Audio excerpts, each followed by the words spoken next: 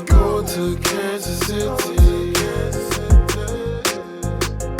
If I could, I could, I could, I could.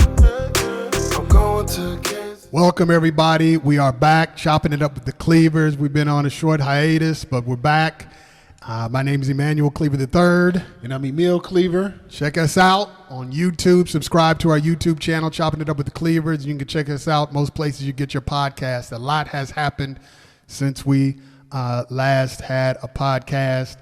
What's in the news right now, what's real big, everybody's heard about it, a submersible of, I think, 4 or 5 people went down to, paid a whole lot of money. People paid $250,000 to check out the Titanic, the wreckage of the Titanic. Millionaires. $250,000 a pop. I was reading one story, one mother, she was supposed to go, but her son kept begging her to go. And so she gave him her seat instead of she going. And I know, she's dealing with a lot of heartache. There was another tourist who was supposed to get on, but at the last minute he said no because he didn't think it was safe enough. And they've had other adventures down there, and they interviewed some of those people who are fortunate, who said they feel fortunate that they're alive. But a tourist group went down in the ocean, unregulated submersible. It wasn't regulated, and this is what there are some people who are complaining about that, is that they didn't follow any regulations, they didn't follow any rules, but when they needed help, they called upon all these resources. So I mean, it's human lives, of course. So you want to help, which we did.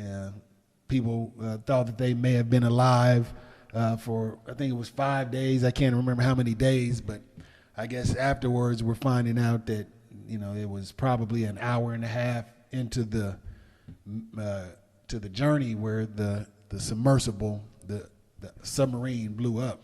Yeah, well, it imploded. So that's the difference. It wasn't a submarine. Submersibles aren't equipped like submarines are equipped. So submarines can function on their own. A submersible, which is what they were in, relies on something from the surface. They need a ship on the surface in order to lower it and to bring it back. So there's a big difference. It wasn't a submarine, and as you said, it wasn't regulated. Experts have said for a while that these submersibles were not reliable. Fortunately, most who have been on it survived without incident. But when they say it's time. Yeah, when they say it, I mean, it's like those duck boats in Branson. Yeah, I've been on one of those. I have too. I have too. They're back going again. They're up and going again. Well, yeah. Then again, those things. I mean, I think that accident was a freak accident. Yeah. Well, they did it in a storm, which was a bad idea. But. So, to those people but lost their lives. there are people online, man. People, I guess, I mean, on social media have been pretty cruel. They're not here. I mean, they think life is a TV. I mean, these are real people. Yeah, they're making jokes. I'm sure some of you have seen it. Some of the jokes and some of the memes that they've been doing about this accident, this tragedy. Me personally, I don't think it was a great idea to go down there. You couldn't pay me $250,000 to go down there, but at the same time, I don't think we need to be making fun of these people who are losing their lives. That doesn't make sense. But it's going on a lot. I mean, I saw one today. They're going. They're keeping it going. Because they don't think they're real people. Yeah, online. I mean, yeah, that's why you can't live on social media, because you kind of lose touch with reality. And now that we have these AI generated songs and voices, we're really going to lose touch with reality. And a quick touch, just off the subject real quick, since I mentioned AI, 50% of AI experts say that in the future, humans will become extinct. 50% believe that humans will become extinct because we won't be able to control AI. So I mean that's just a beginning. We've seen the movies. Well, I mean, it's coming true, and you can see it slowly happening with social media because, there was one time not too long ago when we were growing up, when a tragedy like this would happen, people would be glued to their TV, and everybody would want the rescue, the safe return of these people. But social media, like you said, it's not real. It's not real. I guarantee the people who are making fun of the folk who lost their lives would never say anything like that to the families of these victims. No. But what they don't realize is when you put it online, you are saying it to the families of those victims because they see it so they don't think like that. It's like a fantasy world. And so people say things online that they would never say to somebody in person. I mean, I can't imagine a group of people getting together, going to Buffalo Wild Wings or some restaurant and just having a group discussion making fun of people who died in this submersible accident. There may be. I mean, I don't know, because social media is changing, how people values and morals, they're all on social media. If it didn't happen on social media, it didn't happen.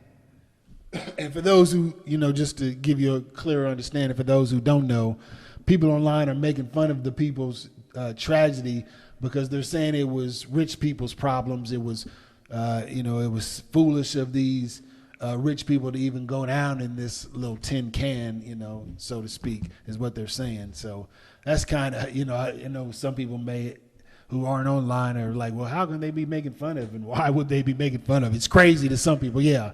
But there are a large portion of people who are making fun of the tragedy because they're saying that it should have never happened because of, it just wasn't safe. It just wasn't safe or smart.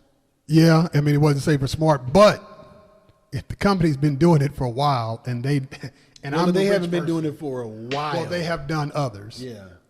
And so I'm like, okay, well, there have been 3 or 4 other groups that have gone. Well, yeah.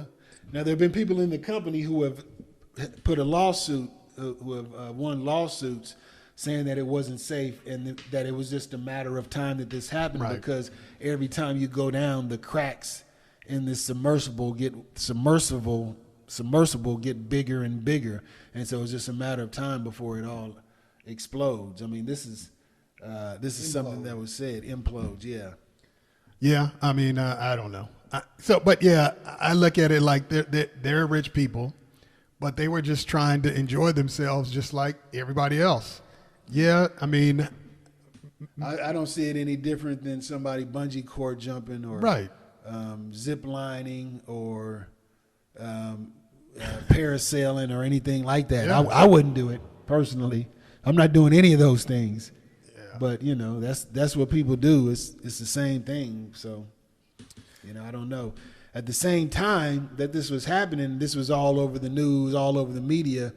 There was a boat that capsized with 750 migrant workers capsized, and hundreds of these migrant workers were killed, drowned. Was it Pakistan to Greece? They were headed to Greece. Yeah, and there's some that were children. Yeah. Many children were killed. 350 people lost their lives at that. Yeah, so we're bringing this up. We think that it should have been we want to point out the unfairness of the coverage of this. I mean, it was covered, but it wasn't covered like this submersible. I can't even say the word right. It wasn't covered like the submarine that went down. I heard this on D.L. Hughley's Instagram. That's the way I heard about it, and I saw that the major news networks did cover it, but they just didn't cover it the same. And you have to wonder that maybe they didn't cover it the same because of the skin, the color of their skin may not have been favorable. It was 78 people that died. 78 people died. But yeah, I think it might have been, I was going to say, because it wasn't the United States, but some people on that submersible were not from the United States. Right. But they were from Europe. So Yeah, and these migrants were from Pakistan, from what I understand. Yeah. So maybe. Maybe. I mean, that's a pretty big tragedy. 78 people. Yeah. And the rest of them had to be rescued. Yeah. So you would think it would be all over. That's because people are getting so used to tragedy, we're desensitized. I mean, you hear tragedies and like, oh well. You hear a school shooting, oh well. But the other thing about it is, man, people are doing bad all over the world. I mean, they're getting in these. It was overcrowded. The boat was overcrowded. Yeah. But they were willing to risk that because they were looking for something better than what they were leaving. Yeah, I mean, them risking their lives is a little different than A lot different. tourists risking their lives. I mean, yeah, they were just trying to escape, disaster. So, I mean, I guarantee you, I bet you if you ask some of them again, was it worth it? And they'll be like, yes, to get away. Yeah, I mean, when you are trying to escape violence or corruption or just poverty, extreme poverty, man, I guess people are doing bad all over the world. Bad. And they just trying to find a better life. So prayers for that. But I didn't hear about the boat turning over till you said something about it. Yeah. And then I searched online, and the only PBS had it. Yeah. I didn't see it as I just pulled it up. I don't see it on a whole lot of websites when I Google it. It just isn't talked about it, probably because they're not Americans, but I mean, they're humans. And I think that's social media. It's the same thing. You don't care about it because of social media. Yeah, we are desensitized. It's crazy. So another thing that happened that's in the news, we didn't talk about it right before the show, we talked about it before, but the GOP primary race is underway. And yes, it's going to be a circus, fellas, ladies and gentlemen. Yes, it's going to be a ready. circus. Get your popcorn ready. I don't know. I've heard some experts saying that they believe Trump shouldn't go to the debates because it's only it's only going to hurt him. Him not going to the debate doesn't validate them. But what's the dummy from? I shouldn't call him a dummy. The governor from New Jersey who's running. Chris, he's come out hard. Yeah, he's coming out hard on Trump. He's coming out hard, and DeSantis is, he's starting to warm up. He's throwing in some few jabs, making reference every now and then. And Trump, of course, is going off on both of them. Yeah, we need to keep all them out. DeSantis wants to erase history. He doesn't want you to study history. He just wants to have some fairy tale history made up. So we definitely don't need this dude. And Trump, we don't need him. If he gets back in office, he's never going to leave. I guarantee you, he's not going to leave. He's not going to leave. He's going to try to be a king, become king. Yes, a monarch. Yes. I can see it. I can see. Yes, here's the problem, and I'm going to get in trouble for this, but I think it needs to be said. I think the difference between Republicans and Democrats is Republicans know they're already in a civil war. Democrats don't know it yet. So is that what it is? The Republicans know that we are in a civil war. Democrats are thinking that the civil war is coming. That's because they understand in the future that the white, I guess, race or Anglo-Saxon is kind of dying off. The majority, I don't know, it's coming soon. Not dying off, but I mean they're becoming. They're not the majority. They're not the majority anymore. People of color in this country are the majority, and it's only going to get more and more like that. But here's the point I was making. So Republicans know it's a war. So if Donald Trump, you can expect things to change. To put things, and I can see DeSantis doing the same thing. Well, not quite. His is a little different. But when they get power, they're going to make change, whether there's compromise, whether there's coming together, whether it's bipartisan. Yeah. Democrats come together, even though lives are being hurt by something, we're not going to do it because we want bipartisan. Sometimes you just got to do it. Yeah. And if Donald Trump, I agree, if he becomes president again, man, The Constitution, just throw that away. I mean, he's on trial right now. We don't know what's going to happen with that, but the Constitution, throw it away. He's going to do what he wants to do. There's a couple other scary. How much of a chance do you think Tim Scott has? 0. Tim I'm Scott sorry, is a black Republican running out of South Carolina, I believe, something like that. But Timmy, he's one. They got him one. They got him one. He's a smiling one. Did you see what his announcement? Yeah, it was awkward and weird. Man, he was weird trying too hard. Yeah, he was just trying too hard, man. Yeah, he doesn't speak the Thun language. He's never been around anybody like that. And most people don't know what the Thun is. It's just a term that some Queensbridge rappers made up to talk about the language that they use, their own inventive, their own style of language. Here's who else doesn't have a chance in the Republican primary. Vivek Ramaswamy. I'm sorry if I'm pronouncing that way. Did you see the young lady who was at graduation? They pronounced her name wrong and she snatched the mic. That was a little too much. I'm sorry. It was too much. Yeah. But so I'm sorry if I pronounced his name wrong. But you have no chance of winning. He's an Indian immigrant. You have a better chance in the general. Republicans are not going to, by and large, they're not going to, I don't think, vote for a brown or black person. So yeah, I mean, I think they would vote for a brown or black person, but not one like Tim Scott. I mean, Tim Scott has absolutely no chance in this general election. I mean, I think he would get eaten up. Larry Elder too. Larry Elder. He's a conservative talk show host. You've seen him. He's been on Fox. Yeah. He's a black man, and he really, really does not like black people. Yeah, yeah. I mean, he might be the king of dislike, but I'm gonna tell him, I don't think you have a chance either. A black person that would have had a chance. It would have been somebody like Colin Powell, who was in the military, because he would have crossed over. Right. So yeah, he would have actually had a chance. He's not really crazy. Like I'm not gonna call them crazy, but he's not really silly like Tim Scott is and Larry Elders. Yeah, that dude, man, he's something else. He doesn't like black people, so I don't know how any black people would vote for him.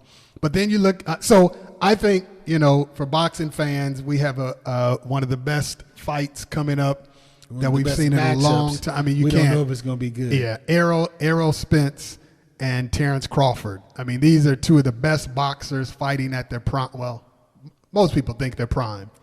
But I'm saying that because the Republican primary is going to be just as good, man. It's going to be entertaining. It might not be good for the country, but it's going to be entertaining. It'll be good for comedians. It's going to be great for comedians, and the debate is going to be very, very, very entertaining. Even if Donald Trump isn't there, because they're just going to be attacking him all day long. They have to. To win, they have to. So it's going to be an entertaining time. Hopefully, the country won't go into a civil war after that, or some people won't attack the Capitol. Yeah. But, the Democratic primary might be interesting with Cornel West.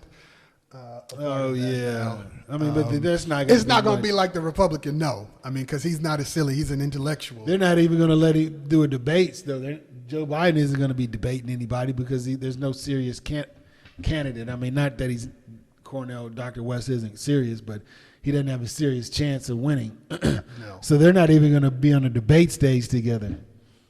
It's going to be an interesting thing. So, of course, that happened. And then over the weekend, the BET Awards, I saw some of it. I guess they had a tribute for hip-hop, 50 years of hip-hop, more than one. Yeah. Because they had several. I saw some of the acts. They had a lot of people. Some of them groups I forgot all about, too. Yeah. Some of those groups from the South. Some of them that just had like one real big hit. And that's what I think they were doing, because they were big hits, and they can still tour off those hits. Oh, yeah. And they honored Busta Rhymes. He was getting the Lifetime Achievement Award well deserved. Got a chance to see him live. Him and Spliff Star, they murdered it. But yeah, it was a great show. A lot of good performances. A lot of great old school acts. A lot of great acts. A lot of young cats. Who was the best? I didn't see it all. Who was the best? I didn't see the very beginning, but it's hard to say who was the best because everybody was good. Styles P was good. I liked what he did.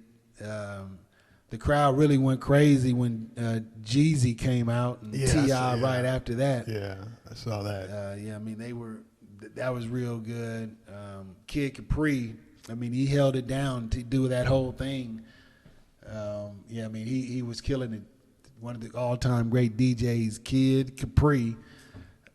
It was a lot of great performances. I'm glad I was hoping that they were going to bring Outkast out. Outkast is going. If Andre 3000 shows up on stage with Big Boy, man, yeah, everybody will go crazy. Because when's the last time they performed together? I don't know. Drake 3000 doesn't perform anymore, does he? Yeah, he does. Does he? Rumor is he's working on an solo album. Man. Yeah, that's what. After he was just featured on Killer Mike's new one. Have you heard it? Yeah. Yeah. And Killer Mike said he's has a solo album coming out. Now, Killer Mike's, I heard some of the songs on his albums. Nice. Yeah, and they really Socially featured ATL last night, as they should, and then of course Brooklyn, all of New York was represented. It was just so many rappers celebrating the 50 years. Busta Rhymes, of course, getting the Lifetime Achievement Award, starting out with Leaders of the New School, a great underground, I guess you could say, rap group. And then he just started killing all these features. And after the features, he came out with his solo joints. And, he's still around today. His last album I thought was one of his best. I heard he's working on another album. So, everybody's working on it. He's keeping it going. Saw Warren G and Yo-Yo. I haven't seen her, heard from her. Well, I've seen her, I guess, in a few movies. Yeah. But yeah, Warren G. So it was good. I'm gonna check out the rest of it tonight. But I'm glad that they honored hip hop, BET, and from what I understand, BET has a new owner. Who's the new owner? I thought I read Tyler Perry bought BET. I thought he was trying to buy it. They're in the race. Tyler Perry, Magic Johnson has his name in there. Byron Allen. I don't know. I think Magic and Tyler Perry may be on the same. I don't know. But I know Byron Allen is trying. There's one more big mogul. Sean Combs is trying. There's a few people that are trying to buy it. I hope it lands in the hands of some black owners. But yeah, depends. I see, as you see some. I don't know how reliable this site is. Tyler Perry finalizes deal to buy BET. Yeah, I don't know. But then all these others says Tyler Perry did not buy BET. Yeah, I don't think anyone's bought it yet. I think it's still in negotiation. If Tyler Perry does it, that's going to be huge for his. He's going to have a big market. I would just please let some other people produce and write. For real, you can't do it everything. Let other right people, now, all the stuff he has. Let other people produce and write. You executive produce all of it, and you're going to have to be the main producer on all of it, but let some other people direct and write, just to give other people a chance and have a variety, so everything won't just be different. So you have a wide variety of different programs. Yeah, and it's easy for us to say that. What's working for you, you can keep doing that forever. So yeah, it's easy for us to say it. But I'm hoping that, I can look at BET like, okay, this is I got to watch this on BET tonight. Right now, I don't think I've watched. Every now and then I'll see something, more reruns on BET than anything. Yeah, they have a couple new shows that are pretty good. I know Deion Cole has a new show on BET Plus. I think it just premiered last night. I haven't seen it, but our classmate at Philander. He was a year behind. Yeah, well, I just say our college mate, I should say. But yeah, so there's a few different programming. Our brother Evan has made some appearances on some of those BET. BET original shows. Yeah. So it's good. I want BET to thrive. We It went to through thrive with some black owners. Yeah, absolutely. It went through some rough years at BET. Yeah. I mean, where the programming was like, man, is this for real? So I'm glad to hear that. But all the hip hop, 50 years celebrating hip hop is a beautiful thing. And so we're talking about hip hop all year round. So we thought today we'd do a show on the top 5 storytellers in hip hop. The top 5. These are people who are in their songs. They're telling a story. Not every song is a story. Some of it you have lines where it's braggadocious, or you might be talking about a subject, but it's not necessarily in a story format. So we're talking about those people who know how to tell a story and have done it several times. So, and there are a lot of them, so I know we're missing some. So people, if you're watching already, you go ahead and put who we left out in the comments section, because I know there are some storytellers and some people have their favorites. So I'll go first. All right. Number 5, I have J. Cole. J. Cole, I think, is very good at telling stories. Some of the stories that I really like, where he has a song called "Let Nas Down." Mm-hmm. So J. Cole, if you don't know, he grew up listening. He became a Nas fan, so much so that he took printed Nas's lyrics. I forgot what song. Maybe it was every Illmatic, and he put them on his wall. That's how captivated he was by Nas. And so he tells a story about him putting out a song, and he hears that Nas doesn't like it. And so he makes a song called "Let Nas Down." And then he does a remake, "Let Nas Down," where Nas is on the song, said, "Man, you didn't let me down." But "Let Nas Down," he has a song called "Neighbors." Neighbors think I'm selling dope. Yeah, he has a song called nice. "Wet Dreams." He's a great storyteller. Another great storyteller, since I talked about J. Cole and Nas, is Nas. That's you have number 4. Yes. Nas is, Which I'm one? not going lots of songs. I know, but I thought we Okay, were just one. naming. So here's probably the most creative story in hip hop, and that is when Nas made a song called "I Gave You Power." He's telling the story from the perspective of a gun who gave somebody power, somebody who had no strength, who didn't have any street cred until he got this gun. So Nas is telling the story, but he's the gun. Genius. Yeah. He also has a story, "One Love," a song called "Rewind," where he tells the story in reverse. Yeah, it's a great Genius, man. Yeah, he's you could great. actually put him higher. But there's some other great storytellers. Another great storyteller is from Fifth Ward, Houston, Texas, Scarface. He had his song called "Scarface," and then the "Scarface Returns." Was that the second one? Yeah. Or was it? Yeah. Something like that. Scarface returning, then Scarface. And is then he dead. had a song called "Now I Feel You," and "I Seen You're a doing Man little different Die." than me. I'm just doing one song. So Go ahead. Okay. Number 2, great storytellers. I have Ice Cube.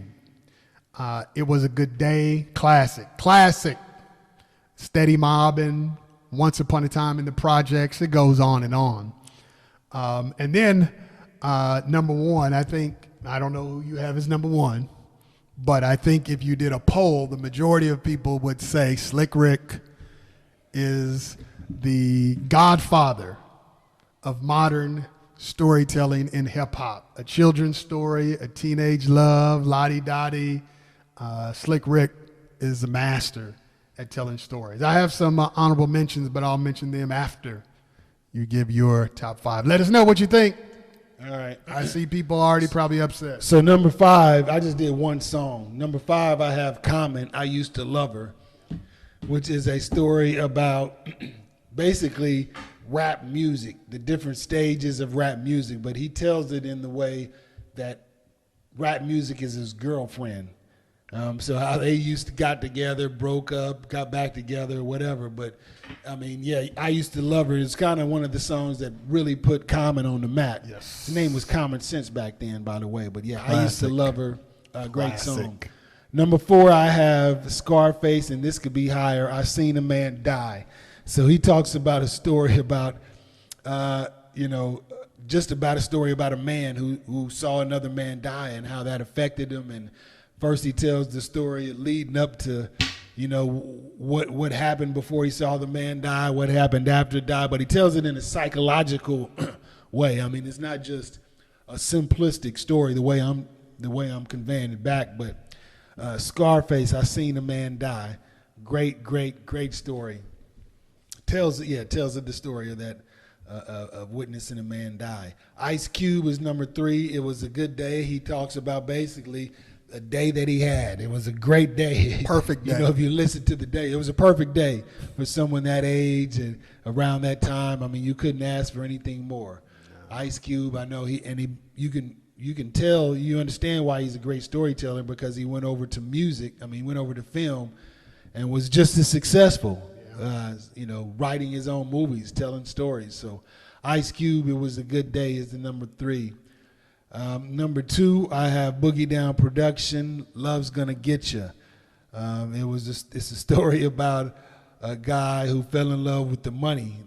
And Boogie Down Production, KRS-One, tells how the money gets you, how love's gonna get you. I mean, it's a great story from beginning to end.